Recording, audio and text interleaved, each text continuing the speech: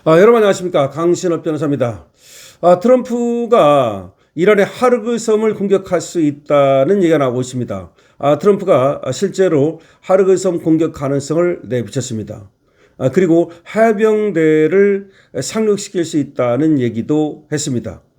물론 여러 나라에 지금 콕 찍어서 군함을 보내달라고도 얘기하고 있습니다만은 한쪽으로는 말이죠. 이란의 호르무즈 해협을 봉쇄하는 것, 이걸 풀기 위해서는 이 하르그 섬 공격이 최상이다, 이렇게 판단한다는 얘기가 나오고 있습니다.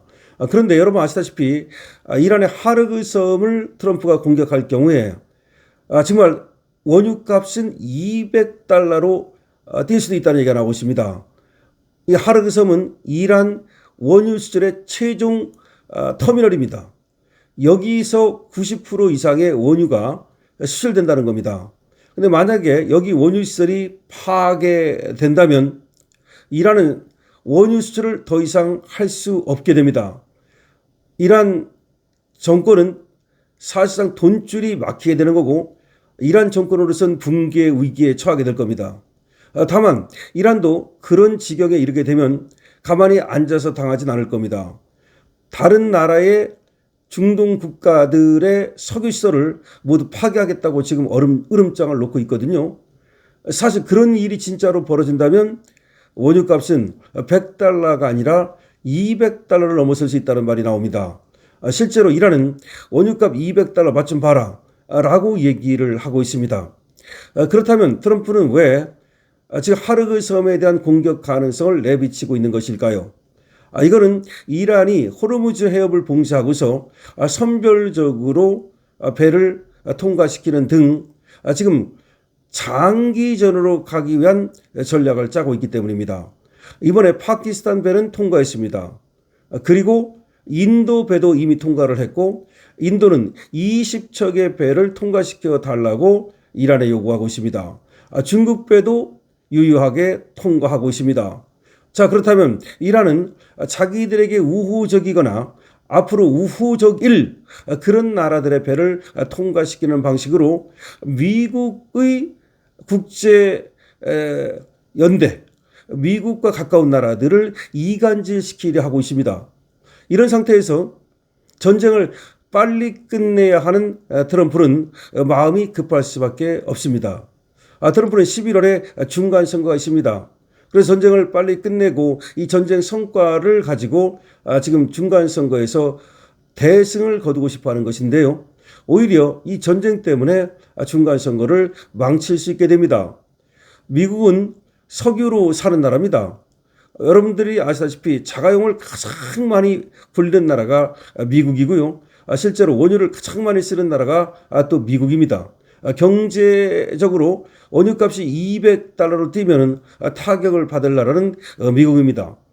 물론 그 경우에 가장 혜택을 받게 되는 나라는 러시아죠. 러시아는 지금 돈이 없어가지고 우크라이나 전쟁을 올해 말이면 못할 지경이었는데 이 원유값이 뛰면서 그야말로 행제를 만났습니다.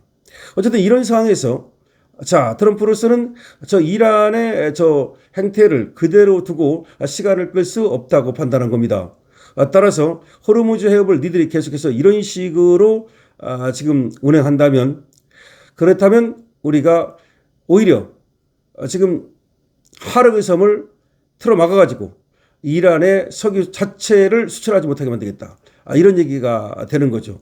그럼 돈줄도 막히고 이란은 사실상 경제적으로 완전히 붕괴될 수밖에 없는 상황이 되는데, 이것이 겁을 주기 위한 것이냐 아니면 실제로 행동에 옮길 것이냐, 이것은 지켜봐야 됩니다. 하지만 트럼프는 하고도 남을 사람이라는 게 또 한 측의 얘기입니다. 자, 하르그 섬이라는 건 어디에 있냐? 하르그 섬은 여러분 아시는 것처럼 이 호르무즈 해협 쪽에 있는 게 아닙니다.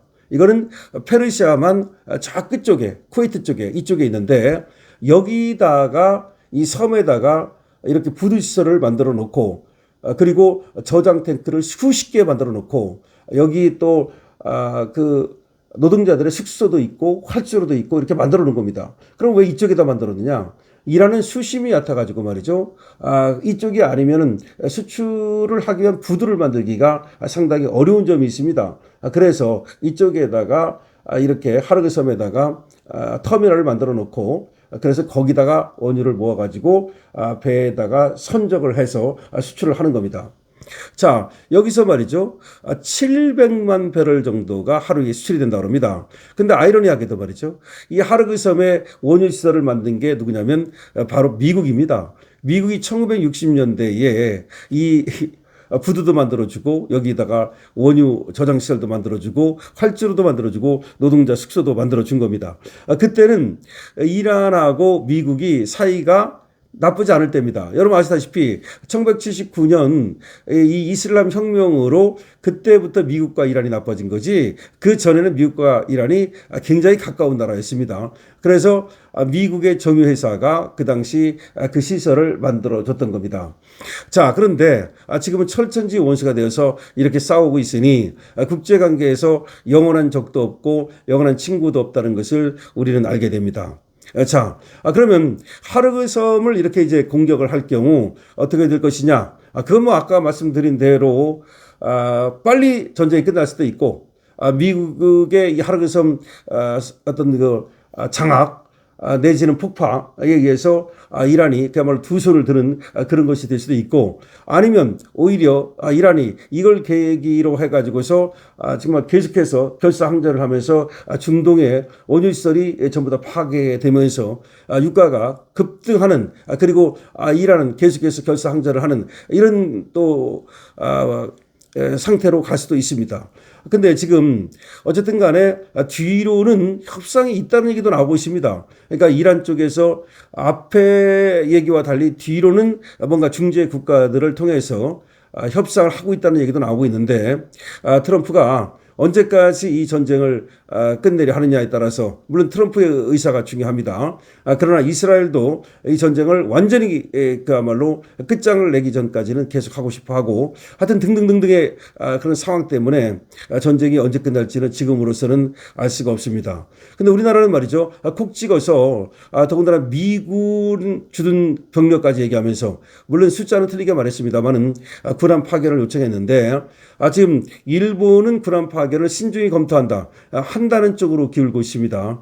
그런데 우리는 지금 아직까지는 공식적인 목소리를 내지 않고 있는데 어쨌든 트럼프가 상당히 지금 서운해한다는 얘기가 나오고 있고 트럼프가 계속해서 압박을 가하고 있어서 만약에 우리가 제대로 여기에 대처하지 못할 경우에 경제적 보복을 당하거나 내지는 미군을 갖다가 정말 빼가거나 아니면 무기를 빼가거나 이런 일이 발생할 수 있다고 볼 수밖에 없습니다.